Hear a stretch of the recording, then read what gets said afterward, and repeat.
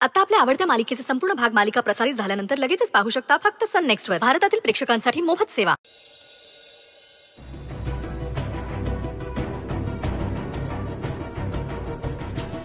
सदा ये.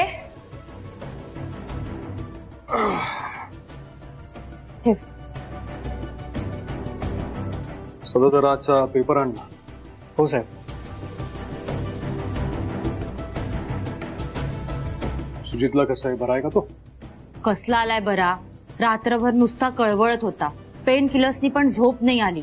आत्ता कुठे सकाळी झोप लागली आहे त्याला. अहो मी काय म्हणते, तुम्ही एकदा जाऊन बघून येता का त्याला?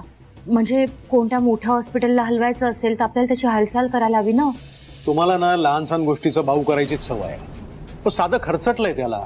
जबर मार बसला असताना तर तो काय शांत राहिला असता? आरडाओरडा करून घर डोक्यावर घेतलं असतं त्याने. तुम्हाला स्वतःच्या मुलाबद्दल असं कसं बोलवतो? तो मणी जरासा तोल जाऊन काय धडपडला तर त्याच्यासाठी स्पेशल अटेंडंट काय, चौकशा काय, फॉलोअप्स काय. आणि स्वतःचा मुलगा एवढा जखमी होऊन घरी आलाय तरी पण त्याची काय तर खर्चटलंय साधं.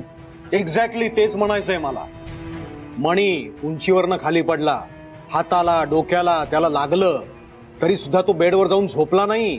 काठीच्या आधारानं उभा राहिला, काम करत होता. दोघांच्या वयात का फारसा फरक नाहीये, पण वागणुकीत केवढी तफावत आहे. आणि सुजितरावांची जी हालत झालेली आहे ना ती त्यांच्या स्वतःमुळे झालेली आहे.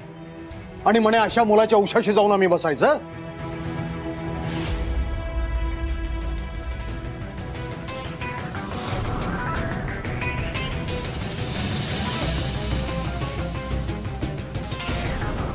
सुजित सरपोतदारांचा दारूच्या नशेत तमाशा, खासदारांची अब्रू चव्हाट्यावर.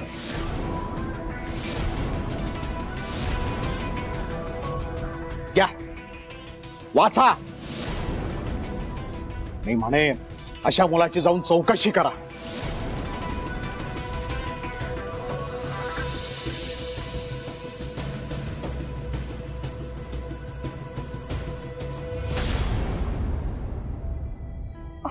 आई गो, डोक्यात घोट घातलं ग, डोकं दुखतंय. डोकं तर दुखणारच आहे ना तुझं. काल सांगितलं होतं ना तुला कार्तिके ते पिऊ नकोस म्हणून, आणि त्या शिखाच्या नादाला लागू नकोस. तू ऐकलंस तर माझं ना. अगं बाई, डोक्यात दन दन हातोडा मारला ग, दुखते. तुला आताच लेक्चर द्यायचंय जेसी. अगं कुणाकडे काही औषध बिवषध असेल तर द्या मला, नाहीतर या डोकेदुखी पायी मरण मी. आता सहन होईना मला. हे घे, हे पी, जरा बरं वाटेल. नक्की का? डोकं थांबल काय ना? हो थांबेल ना. ऑलरेडी थांबलेलंच आहे. काल दिसलंय ते. बघितलं स्वानंदी, तुझ्या बहिणीला मुंबईची हवा किती फास्ट लागली होते.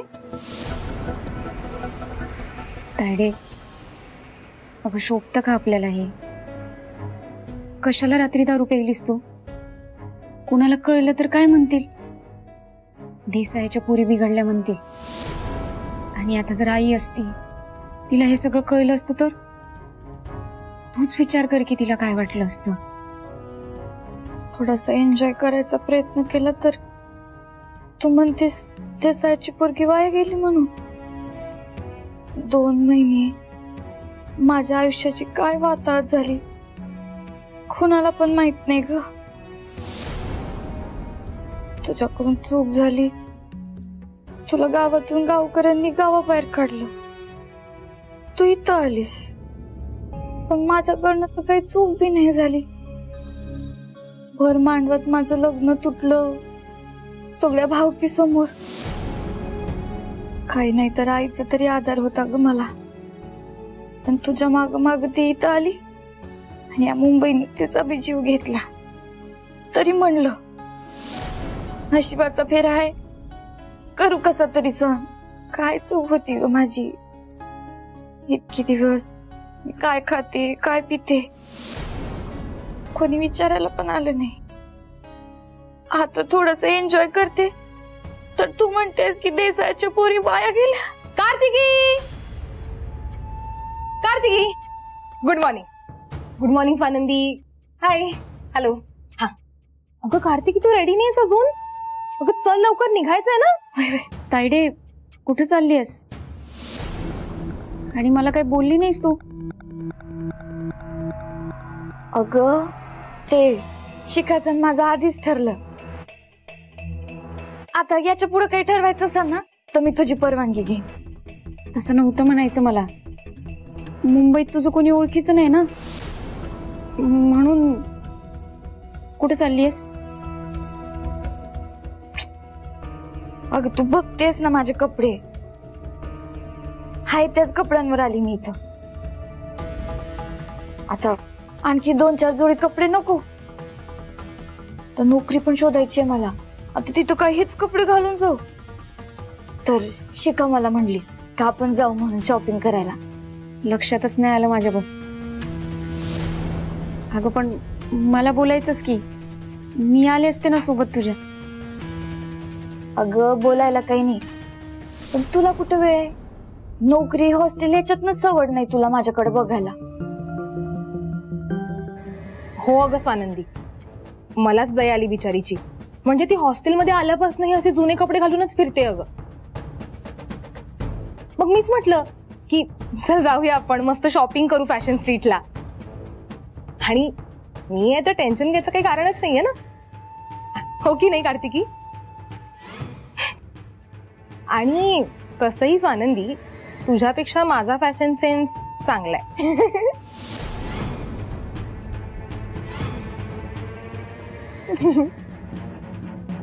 शिखा, फॅशन सेन्स चांगला आहे वगैरे सगळं ठीक आहे, पण अगं कार्तिकी ताई तुझ्यासारखे कपडे नाही घालत हे माहिती आहे ना तुला. आणि स्वानंदीचा फॅशन सेन्स चांगला नाही असं कसं म्हणू शकतेस तू? तुला माहिती आहे ना ती कुठे जॉब करते ते. जेसी, एवढं कळतं मला. बरं ठीक आहे, जा. स्वानंदी थोडेसे पैसे देते का? म्हणजे मला नोकरी लागल्यावर परत देईन मी तुला. पण अगं आता कोरविश खायचं म्हणलं ना तरी बी पैसे नाही माझ्याकडे.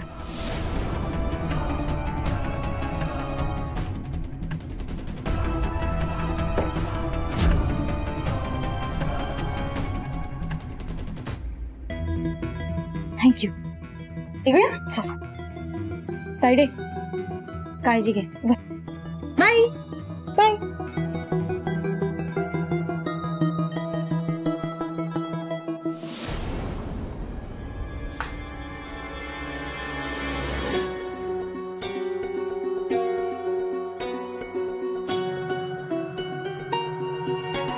बघा